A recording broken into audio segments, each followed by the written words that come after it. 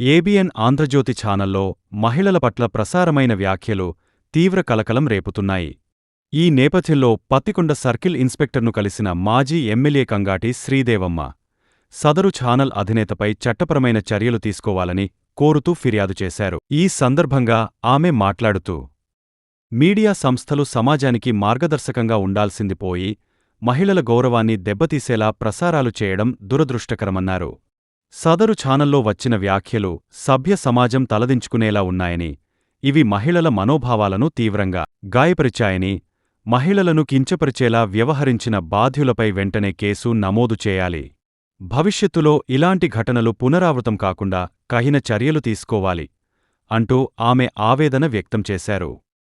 క్షమాపణలు చెప్పాలని చెప్పేసి నిన్నంతా కూడా మేము శాంతియుతంగా అక్కడ కార్యాలయానికి కూడా వెళ్ళడం జరిగింది.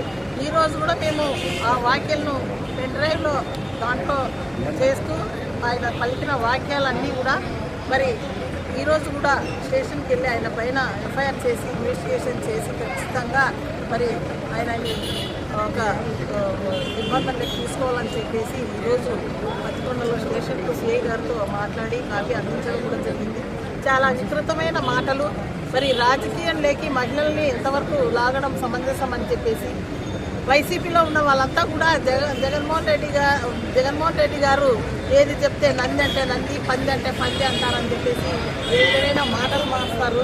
భార్యల్ని చెల్లెలను చూపిస్తే పోయి సంబంధాలు చూసే విధంగా కూడా ఆ మాటలు మా నోటితో మాట్లాడని విధంగా కూడా ఆయన వాక్యాలు పలకడం ఎంతవరకు సమంజసం అని చెప్పేసి ఖచ్చితంగా రాధాకృష్ణ మీద కఠినమైన చర్యలు తీసుకోవాలి అని చెప్పేసి ఈరోజు మేమంతా కూడా డిమాండ్ చేస్తున్నాం.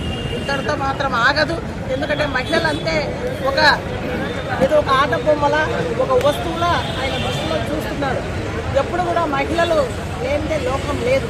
ఇది పుట్టించిన స్త్రీ కూడా ఒక మహిళ అనేది మర్చిపోయినాడు. ఆయన తాళి కట్టిన స్త్రీ కూడా ఒక మహిళ అనేది మర్చిపోయి ఈరోజు నీ భార్యను అడుగు, నేను అన్న మాటలు నిజమేనా, మంచివేనని చెప్పేసి రాధాకృష్ణ గారు మీ భార్యనే నువ్వు ఏ విధంగా స్పందిస్తుందో, మీ తల్లిని అడుగు, మీ తల్లి ఏ విధంగా స్పందిస్తుందో, మీ అక్క చెల్లెళ్ళు ఉంటే, ఈ కూతుర్లు ఉంటే కూడా ఆయన నువ్వు అన్న మాటలను ఒక్కసారి మరి పలికి కొత్త పదం కొత్త పలుకు అనుకుంటా ఏ పలుకు పలికినావో కొత్తగా నువ్వు వాళ్ళకి సమాధానం చెప్తారు.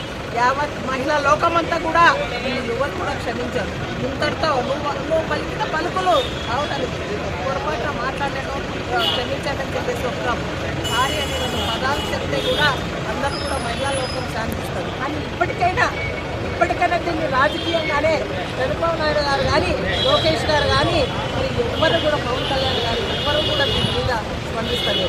అంటే ఏ విధమైన రాజకీయం చేస్తున్నారో, ఏ విధంగా వీళ్ళు మరి వాళ్ళవన్నీ కూడా వాళ్ళ నందిని నంది చేస్తుండేది మా అధ్యక్షుడు మా జగన్మోహన్ రెడ్డి గారు అని ప్రశ్నిస్తున్నా.